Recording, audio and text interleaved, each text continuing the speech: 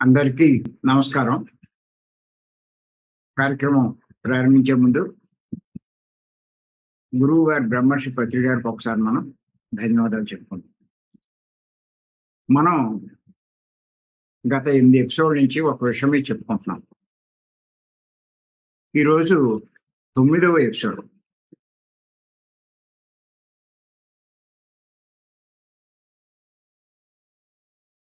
బుద్ధుడు అంటే సామాన్యుడు కాదు, మనందరికీ తెలుసు.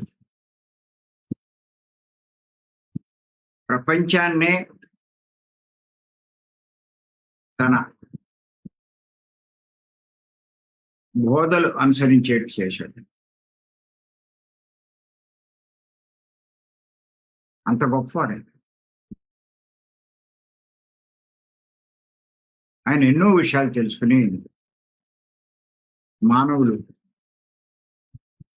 దుఃఖం లేకుండా జీవించడానికి కావాల్సిన ఎన్నో విషయాలు తెలుసుకుని వాళ్ళందరికీ బోధించాడు. వాటిని ఇప్పుడు మనం తెలుసుకుంటున్నాం. బుద్ధుని బోధలు దుఃఖం రాకుండా, అంటే కష్టాలు రాకుండా, మానవుడు బాధపడకుండా జీవించగలిగే విషయాలు ఆయన బోధించాడు. అవి పాటిస్తే, ఆచరిస్తే ఎవరికైనా సరే దుఃఖం అనేది ఉండదు.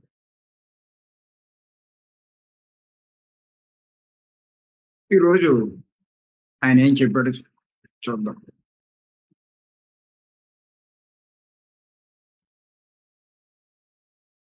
పాపం చేసేటప్పుడు ఫలితాలు ఎరగడు మూర్ఖుడు. పాపం చేసేటప్పుడు ఫలితాలు ఎరగడు మూర్ఖుడు. చివరకు అవి అగ్నిలాగా వాడిని దహిస్తాయి. చివరకు అవి అగ్నిలాగా వాడిని దహిస్తాయి.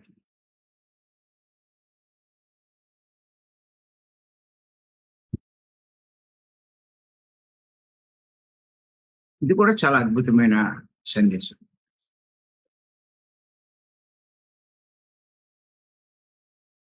ఇంకేంటంటే ఎటువంటి మానవులకైనా ఆఖరికి తమో గుణం రజోగుణంలో నుంచి బయటపడి సాత్విక గుణంలోకి వచ్చిన వాళ్ళకైనా సరే కొన్ని ఈ తమో గుణ రజోగుణ లక్షణాలు ఉంటాయి. అందువల్ల వాళ్ళు ఏం చేస్తారంటే కొన్ని తప్పులు పాపాలు చేస్తారు. పెద్ద పెద్దవి చేయరు, కానీ కొన్ని పాపాలు చేస్తూ ఉంటారు. దానివల్ల దుఃఖం వస్తుంది. ఇక్కడ పాపము అంటే గుర్తుపెట్టుకోండి, తన వల్ల ఇతరులకు కలిగినటువంటి నష్టం కానీ, కష్టం కానీ, బాధ కానీ ఏ రకంగా జరిగినా సరే అది పాపమే. అది చేతల ద్వారా అవ్వచ్చు, మాటల ద్వారా అవ్వచ్చు. చేతల ద్వారా చేసిన, మాటల ద్వారా ఇతరులకి నీ వల్ల బాధ కలిగేది. చూడండి, కొంతమంది మాట్లాడే మాట వల్ల వీళ్ళు చాలా అశాంతికి లోనవుతారు, మనశ్శాంతి కోల్పోతారు.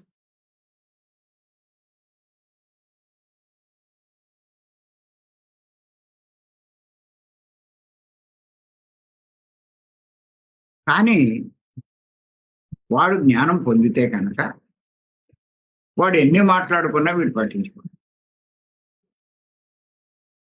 మరి ఆ జ్ఞానం లేని వాళ్ళు అయ్యే తలుచుకుంటూ, అయ్యే ఆలోచిస్తూ విపరీతంగా బాధపడుతూ ఉంటారు. అశాంతికి లోనవుతారు. శాంతి లేకుండా జీవిస్తూ ఉంటారు.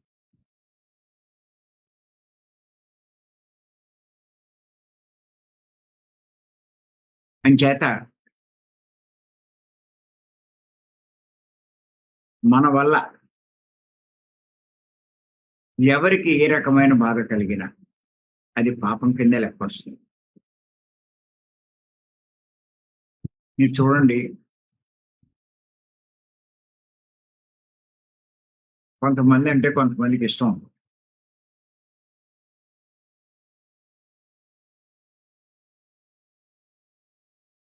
ఏదో వంకన వాళ్ళని బాధించాలని చూస్తూ ఉంటారు. సహజంగా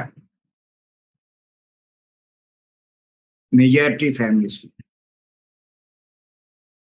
కోడలంటే అత్తకిష్టం.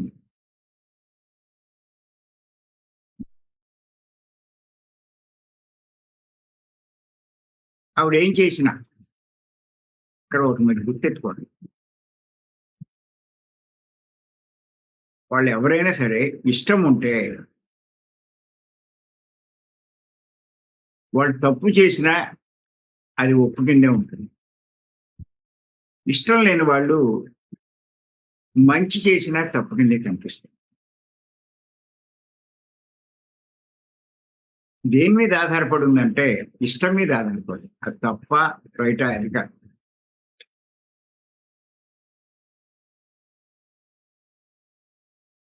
ఎందుకో తెలియదు కానీ 20 ఏళ్ళ నుంచి వచ్చింది. కోడలంటే అత్తకి పడకపోవడం.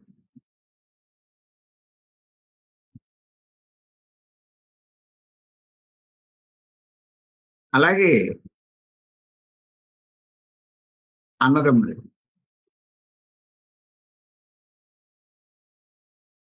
వాళ్ళు పెళ్ళిళ్ళు అయ్యేదాకా బాగానే ఉంటారు. పెళ్ళిళ్ళు అయ్యాక అన్నకి తమ్ముడికి పడదు. ఇంకా ఆస్తి పంపకాలు విషయానికి వచ్చేసరికి తారాస్థాయికి వెళ్ళిపోతాయి వాళ్ళు కూడా. అలాగే అప్పచెల్లుల్లో చూస్తే కనుక పెళ్ళిళ్ళు కాకముందు అన్యోన్యంగానే ఉంటారు. గొడవలు పడుతూ ఉంటారు. పెళ్ళిళ్ళు అయిన తర్వాత మళ్ళా అన్యోన్యంగా ఉంటారు. చిన్న వయసులో అలా ఉంది. అన్నదమ్ముళ్ళు చిన్న వయసు బాగానే ఉంటారు. వయసు పెరిగాక తేడా వస్తుంది. ఇష్టం ఉండదు అప్పుడు. అప్పుడు దాకా బాగా అనిపించిన వాళ్ళంటే ఇష్టం ఉంటుంది. ఎప్పుడైతే ఇష్టం ఉండదో వాళ్ళు ఏ పని చేసినా, ఏం మాట్లాడినా వాళ్ళకి తప్పు కింద ఉంటుంది. అది అందరికీ చెప్తూ ఉంటారు. డైరెక్ట్‌గా విమర్శిస్తూ ఉంటారు. తిడుతూ ఉంటారు. వాళ్ళు ఒకవేళ బాధపడకపోతే బాధపడేదాకా తిడతారు. ఒక రకంగా కాదు 4 రకాలుగా అంటారు.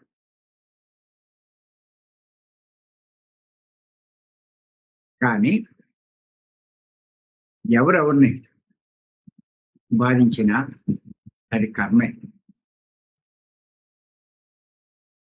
వాడు తప్పు చేశాడు అనద్దా అంటారు. మనక్కడ తెలుసుకోవాల్సింది ఏంటంటే ఎవరైనా తప్పు చేస్తూ మీ విషయంలో మీ భర్త కానీ, మీ విషయంలో మీ భార్య కానీ ఎవరైనా సరే అవతల వాడు తప్పు చేసినప్పుడు దానికి మనం రియాక్ట్ అవ్వకుండా ఉండాలి. వాడు గొప్పోడు. కారణం ఏంటంటే ఎవ్వడు తప్పు చేసినా ఈ సృష్టిలో గమనించే వాడు ఉన్నాడు అన్నది మటుకు మర్చిపోకండి. ఆయన చూసుకుంటాడు. ఎవ్వడు ఏం చేసినా ప్రతీదీ రికార్డ్ అవుతుంది. మీ లెక్కలో తప్పుగా కాకపోవచ్చు, ప్రకృతి లెక్కలో తప్పే.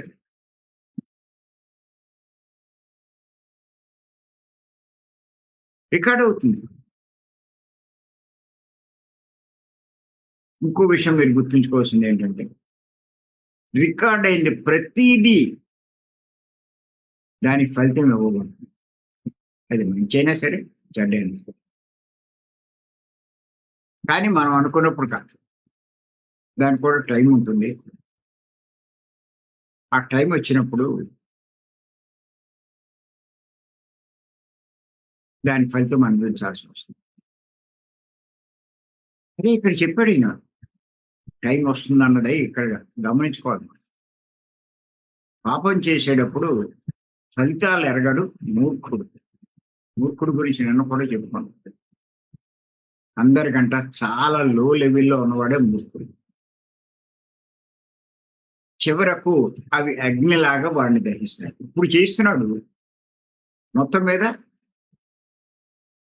చివరకు అంటే ఆ ఫలితం అనుభవించాల్సి వచ్చిన టైం వచ్చేటప్పటికి వాడిని దహిస్తాయి.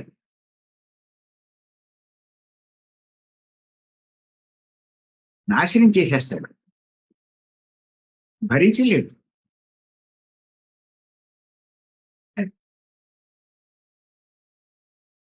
అంచేత మన మాట సరిగ్గా ఉండాలి. మాట కూడా కర్మే అన్నది మర్చిపోకూడదు. పత్రిక గారి పరిచయం కాకముందు మాట గురించి నాకు అంత అవగాహన లేదు. అబద్ధం ఆడకూడదన్న సంగతి తెలుసు. కానీ ఒకళ్ళని విమర్శించిన, తూలనాడిన, కించపరిచిన,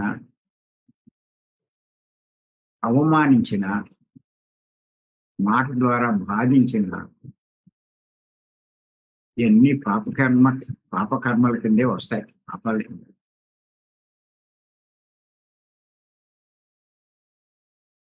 చేతల్లో చాలా మంది మనకి ఈ స్థాయికి వచ్చినప్పుడు పెద్దేమీ చెయ్యరు, కానీ మాటల విషయంలో సరి చేసుకోవాల్సింది చాలా. ఇంచేతంటే ప్రారంభ జన్మల్లో చేతలు ఉంటాయి, మాటలు. జన్మలు ఎదిగే కొద్దీ చేతలు తగ్గిపోతాయి. అనుభవం వస్తుంది ఆ చేతల వల్ల. కానీ ఎందుకంటే మాట కంట్రోల్ చేసుకోలేదు. మాట్లాడకూడదు అనుకుంటారు, కంట్రోల్ చేయలేరు. అందుకే మీరు చూడండి, ముగ్గురు కూర్చున్నప్పుడు అక్కడ లేని వ్యక్తి గురించి సంభాషిస్తారు తప్ప, ఇద్దరు కూర్చున్నా సరే మూడో వ్యక్తి ప్రస్తావన రాకుండా వీళ్ళు మాట్లాడుకోగలిగితే చాలా ఎదిగినట్లు లెక్కండి. నిజంగా ధ్యాన మార్గంలో గొప్పవాడైనట్టే మనం అంగీకరించవచ్చు.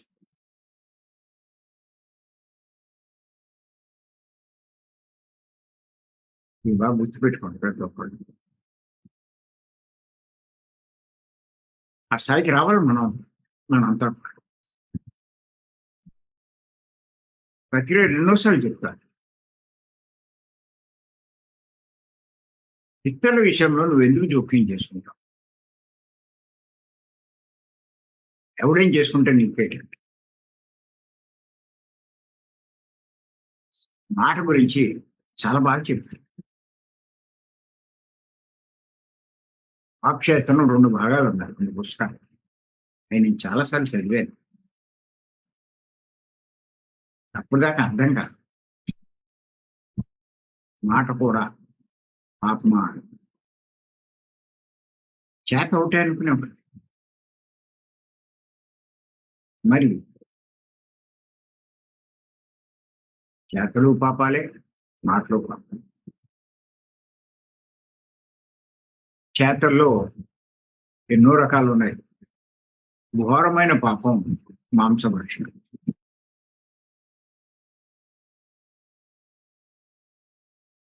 పెద్ద పాపానికి పెద్ద శిక్ష ఉంటుంది, చిన్న పాపానికి చిన్న శిక్ష.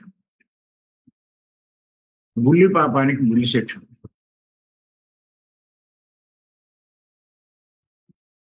చిన్న పాపాలు బుల్లి పాపాలు ఏంటంటుంటారు. మీరు చూడండి, నడుస్తున్నప్పుడు జోళ్ళు వేసుకోలేదు, నడుస్తున్నప్పుడు కాలికి రాయి తగిలింది. రాయి తగిలితే ఏమవుతుంది? నొప్పి పెడుతుంది. ఆ నొప్పి కాసేపు ఉంటుంది, తగ్గిపోతుంది. అంటే చిన్న పాపం ఏదో చేశాం, దానికి ఆ కాస్త నొప్పి భరించవలసి వచ్చింది.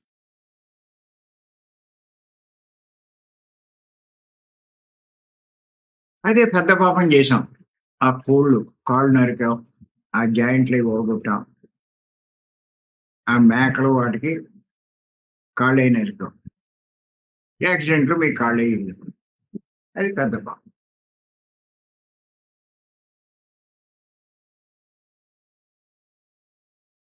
అలాగే చిన్న పాపాలకి చిన్న రోగాలు, పెద్ద పాపాలకి పెద్ద రోగాలు అని చెప్పి పత్రి గారు చెప్తూ ఉంటారు.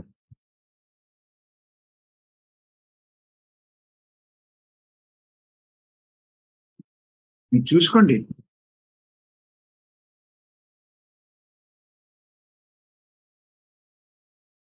కొంతమందికి ఏయో కోస్తూ ఉంటే అది తెగుతూ ఉంటుంది, కానీ కాసేపటికి రక్తం గడ్డగట్టేస్తుంది, 2 రోజుల్లో అది ఏం మానిపోతుంది. చిన్న పాపం అని చేత, కానీ ఆ కాసేపు కొంచెం బాధగానే ఉంటుంది. చూసుకుని నడవలసింది, చూసుకొని చేయవలసింది అంటూ ఉంటారు. చేత ఏ రకంగా మనకి బాధ కలిగిన ఏదో ఒక పాపం చేసినట్టే లెక్క. పాపమే చెయ్యకపోతే కష్టమే లేదు, బాధపడవలసిన అవసరమే లేదు. చేత మనం తెలుసుకోవాలి, ఇది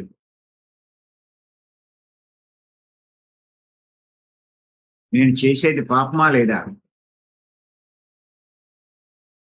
తప్పా కాదా, ఎన్ని తెలుసుకోవాలి.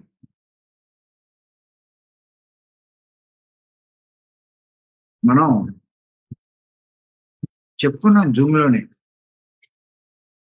ఎన్ని రకాల తప్పులు చేస్తూ ఉంటాం. ఇంచుమించు 70 ఎపిసోడ్ 80 ఎపిసోడ్ చేసాం. మనకి ఆశ్చర్యం వేస్తుంది. అంటే ప్రతి మానవుడు అన్ని రకాలు సరి చేసుకోవాలి.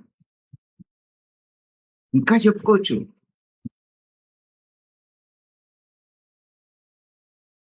చేత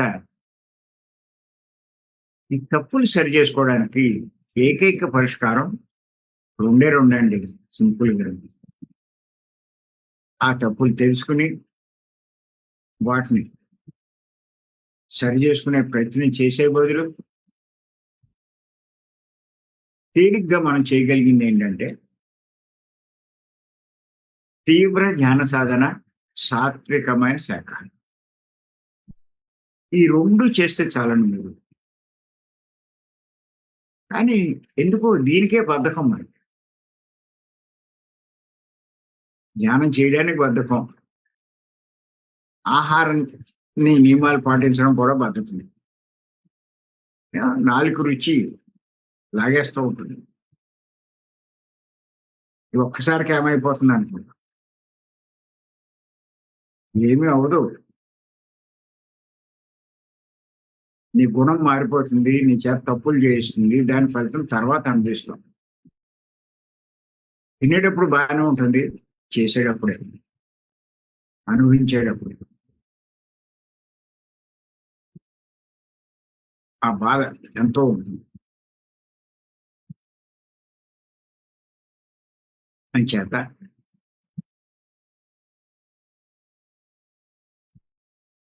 ఇయన్నీ చాలా జాగ్రత్తగా మనం చూసుకోవాలి.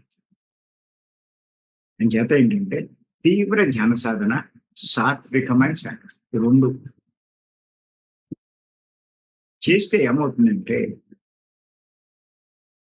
మీ శక్తి పెరిగి, మనసు శుద్ధై, ఎందుకంటే ఇయన్నీ చేయడానికి మనసే కారణం కాబట్టి, ఆ మనసు శుద్ధి అయినప్పుడు చెయ్యమన్నా చేయడండి.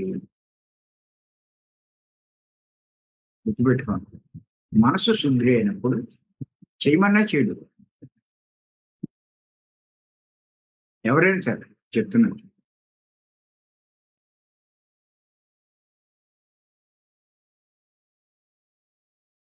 ఫస్ట్ మనం చేసుకోవాల్సింది ఏమీ లేదు. కష్టాలు రాకూడదనుకున్నవాడు మనసు శుద్ధి చేయాలి. మనసు శుద్ధి కావాలంటే తీవ్ర ధ్యాన సాధన తప్పనిసరి.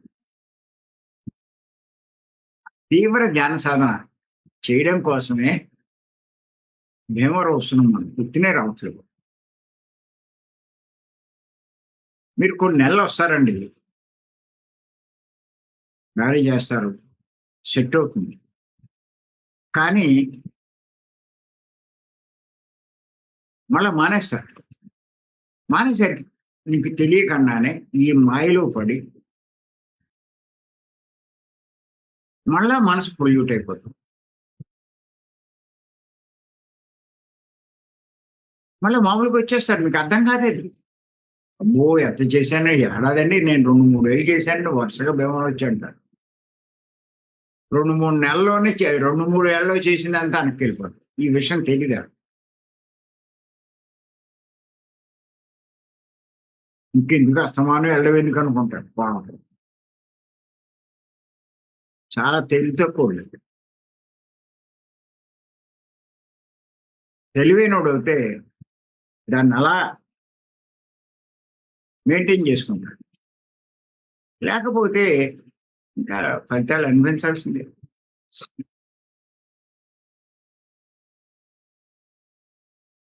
శుద్ధి అయింది. మళ్ళా మానేస్తే ఈ మాయ వల్ల, మాయా ప్రపంచం వల్ల మళ్ళా మామూలు స్థితికి వచ్చేస్తారు. ఇది ఎందుకు చెప్తున్నానంటే స్వామి రామ గారు ఆయన గురువు గారి దగ్గర ఎన్నో నేర్చుకున్నాడు. సాధనలు కూడా తీవ్రంగా చేశాడు గురువు చెప్పినట్టు. అప్పుడు ఆయన అన్నీ నేర్చుకోవాలి. ఇంకా ఎన్నో నేర్చుకోవాలని చెప్పి నేను చెప్పాను. ఇంకా వీడు నేర్చుకోవాల్సినవి ఉన్నాయని చెప్పి కొంతమంది గురువుల దగ్గర పంపించేవాడు. అక్కడెళ్ళి ఓ 2 మాసాలు, 6 మాసాలు, ఓ ఏడాదో ఉండి ఆయన దగ్గర కూడా నేర్చుకొని వచ్చేవాడు కొన్ని విద్యలు. అన్నీ అయిపోయాక నేను పర్ఫెక్ట్ అయిపోయాను అనుకున్నాను.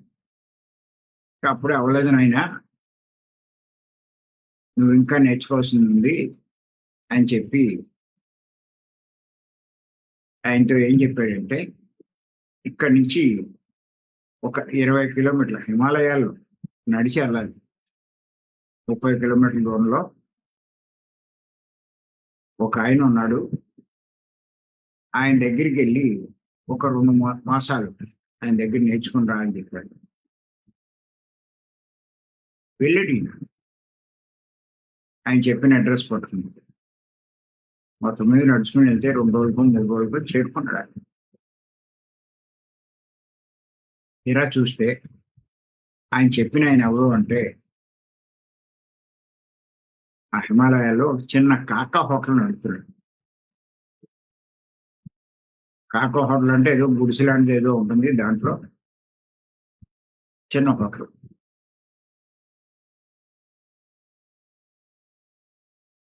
ఆశ్చర్యపోయాడు. ఏంటి నేను గొప్ప గొప్ప మహత్యాలు ఉన్నవాళ్ళు వీళ్ళందరి దగ్గరికి వెళ్ళి ఎన్నో నేర్చుకొస్తే ఎంతోమంది దగ్గర గురువుల దగ్గర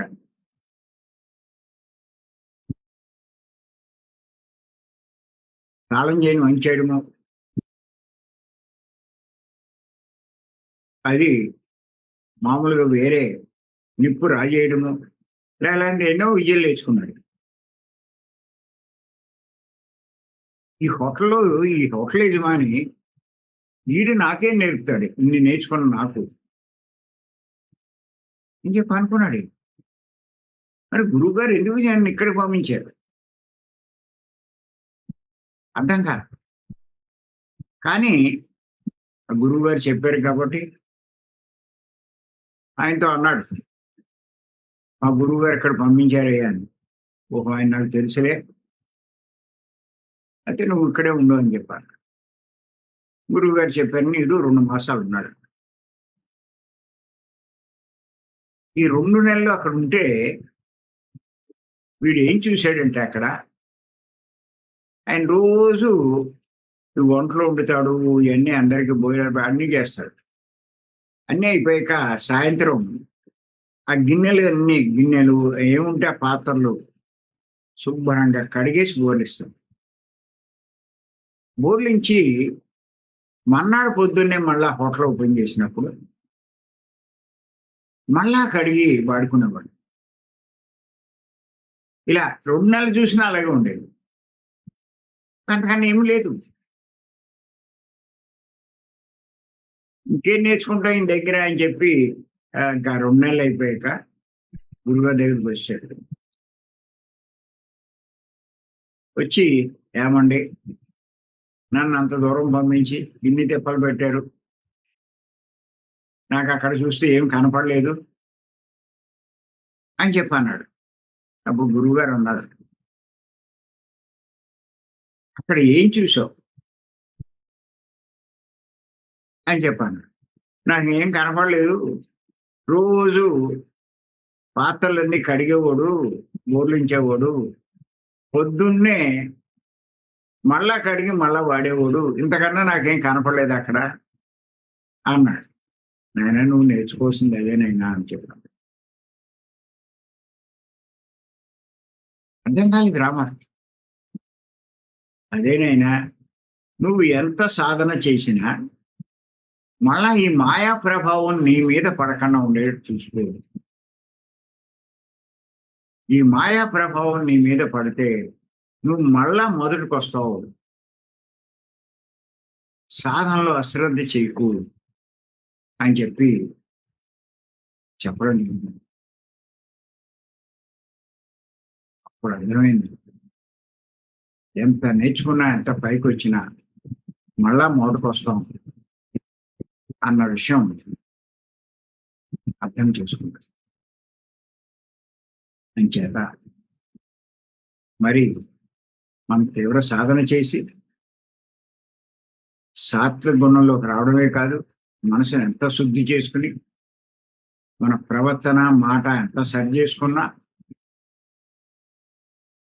మళ్ళా ఈ మాయా ప్రభావంతో మనసు మళ్ళా అశుద్ధమై ఎక్కడో అశ్రద్ధ వల్ల ఆహారం విషయంలో కానీ ఈ వ్యవహారాల విషయంలో కానీ ఏమాత్రం మనసు మళ్ళా తేడా వచ్చినా తెలియకుండానే మనం తప్పులు చేస్తూ ఉంటాం. అది తప్పులను కూడా మనం అనుకోము. మళ్ళా దానివల్ల నష్టపోవాల్సి వస్తుంది, కష్టాలు పడవలసి వస్తుంది. చేత ఒక్కటే నేను చెప్పేది, సాధన అశ్రద్ధ చేయొద్దు. సాధనలో మంచి పట్టు ఉండాలి, రోజు బాగా కూర్చోవాలి అంటే ఖచ్చితంగా భీమరం రావాల్సిందే. పోతే మీకే తెలుస్తుంది, నేను చెప్పక్కల. చేస్తే ఎలా ఉంటుందో, మధ్యలో గ్యాప్ ఇస్తే ఎలా ఉంటుందో అది మీకే తెలుస్తుంది. మీ లైఫ్ బాగుండాలంటే, సంతోషంగా ఆనందంగా ఉండాలంటే ఖచ్చితంగా మనసు శుద్ధి అన్నది ముఖ్యం. అదొక్కటి చేసుకుంటే ఇంకన్నీ మీరు ఆచరించినట్టే లెక్క. మనం ఎన్నో తప్పులు తెలుసుకున్నాం, మనసు శుద్ధి ఉన్నవాడు ఏ తప్పు చేయలేడు. అంటే మీలో ఉన్న చెడు పోవాలి అంటే ధ్యానమే. గురువు కూడా చెప్పాడు కదా! ధ్యానంలో నీకేం వచ్చింది లాభం అంటే, నాలో చాలా పోయినాయి అన్నాడు. అలా మనలో పనికిరానియన్నీ పోవాలి అంటే ధ్యానం ఒక్కటే మార్గం. చేత ఈ విషయం బాగా గుర్తెట్టుకోండి. సాధన తీవ్రంగా చేయండి. నేను జూమ్‌లో కూడా చూస్తున్నాను నేను. ఇంకా కొంచెం అశ్రద్ధగా కొంతమంది ఉన్నారు. ఆ సీరియస్‌నెస్ కనిపించట్ల. మీరు వీడియో ఆన్ చేసి ధ్యానం చేయగలిగితే మీరు సీరియస్‌గా చేసినట్టండి. ఎప్పుడైనా ఏదైనా అవాంతరం రావచ్చు. దానికి నేనేం కాదనను. కానీ నిత్యము అదే పనా? ఎప్పుడు వీడియో కట్టేసి ఏం చేస్తారు? వీడియో కట్టేస్తే లేచిపోతూ ఉంటారు. ఎవరు చూడట్లేదు. మీరు కావాలంటే చూడండి. భీమవరంలో ఎవరు లెగుతారేమో. ఎందుకు లేవరు అంటే ఇది ఉండమ్మా నేను ఉంటాను. ఇక్కడ కూడా వీడియో ఎందుకు ఆన్ చేయమన్నానంటే, నేను ఉంటాను కాబట్టి, నేను చూస్తూ ఉంటాను కాబట్టి, చచ్చిన కళ్ళు తెరవను. తెరవాలనున్నా తెరవను. సరిగ్గా చేస్తాను. చేత భక్తి గారి వల్ల, బుద్ధుడు ఇచ్చిన మార్గం వల్ల అద్భుతమైన మార్గం మనకు దొరికింది. దాన్ని మనం ఉపయోగించుకుని మనం కూడా చాలా గొప్ప స్థితికి ఎదుగుదాం. మళ్ళీ ఒక్కసారి గుర్తుపెట్టుకోండి. పాపాలు చేసేటప్పుడు బుద్ధిని చెప్పిన మాట. పాపాలు చేసేటప్పుడు ఫలితాలు తెలియవు. ఫలితాలు ఏం తెలుస్తాయి? పాపం చేస్తే దేని ఫలితం ఎలా ఉంటుందో.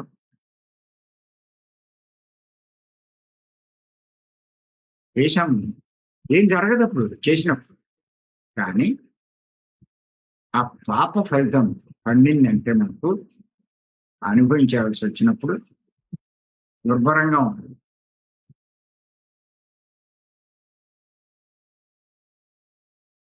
అది బుద్ధుడు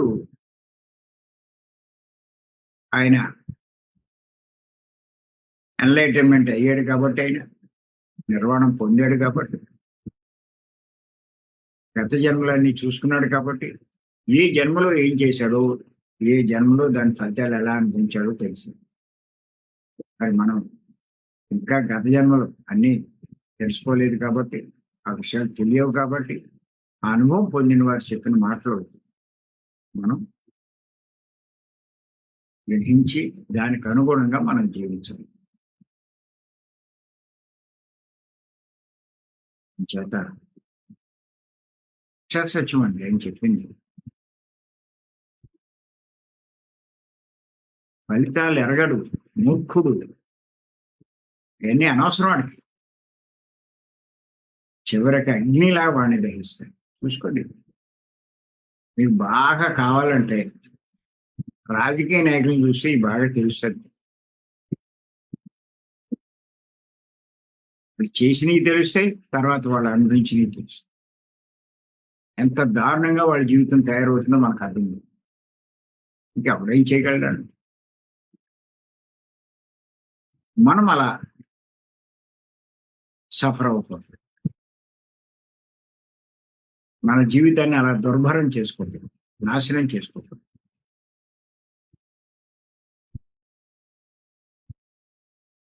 ఈ అవకాశం ఇచ్చింది అందరికీ నేను మరొక్కసారి